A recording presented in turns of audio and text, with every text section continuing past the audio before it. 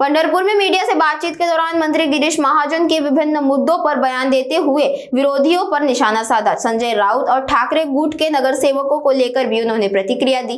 महाजन ने कहा कि आर्थिक तंगी के बावजूद किसान कर्ज माफी और लाड़की बहन योजना के पैसे देना सरकार की प्राथमिकता है। वहीं मनोज जरांगे के आंदोलन पर संयम बरतने की अपील करते हुए उन्होंने कहा कि मराठा समाज की अधिकांश मांगे सरकार ने मान ली है।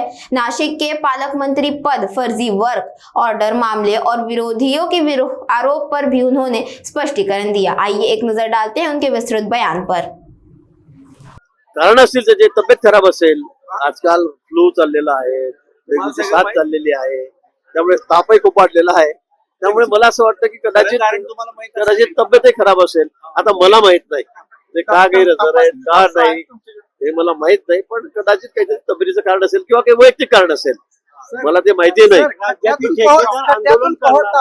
80,000 कोटी आहे थोडे मागे पुढे होत असतात, आमचे बिल मिळत असतात, ते काही बुडालेले नाहीत किंवा देणार नाही असातला विषय नाहीये। काही आर्थिक चळचळ आता शेतकऱ्यांना एवढी मोठी मदत करायला लागली, कर्जमाफी करावी लागली, लाडक्या बहिणींना रेग्युलर पैसे जात आहेत, ते सुद्धा लाख कोटी मध्ये आहेत आणि त्यामुळे थोडं मागे पुढे होईल, पण आम्हाला त्यांची काळजी आहे। कारण रस्ते, पूल असतील, धरणं असतील, हे करण्याचं काम शेवटी कॉन्ट्रॅक्टर्स करतायत, त्यांच्यासाठी काही आमच्या मनावर वेगळा भाव असा विषय नाही। पण मला वाटतं मुख्यमंत्री महोदयांच्या कानावर गोष्ट गेलेली आहे, त्यांचं शिष्टमंडळ भेटलेलं आहे, लवकरच त्यांची तरतूद केली जाईल। सर, खड्ड्यातून पोहत आलो, त्यामुळे जनतेने मतदान करताना काळजीपूर्वक आता मतदान करावं असं राऊतांनी काल स्टेटमेंट कोणी राऊतांना म्हणा, एखादी महापालिकेचं निवडून या, 17 महापालिका झाल्या, एक महापालिकेत लोक त्यांना निवडून देत नाही। त्यांचे खासदार आता सगळे सोडून गेलेले आहेत, आमदार त्यांच्या बरोबर नाहीत। त्यांनी किती वल्गना केल्या आणि त्यांनी किती अशी जुमलेबाजी केली शब्दांची, तर लोकांचा विश्वासच नाही त्यांच्यावर। 2.5 वर्षाचा कार्यकाळ उद्धवजींचा लोकांनी बघितलेला आहे। या काळामध्ये तुम्ही काय केलं हे बोलायला लावू नका।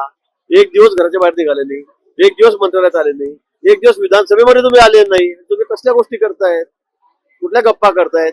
त्यामुळे यांनी किती बडबड केली तर लोक त्याच्यावर विश्वास ठेवणार नाहीत।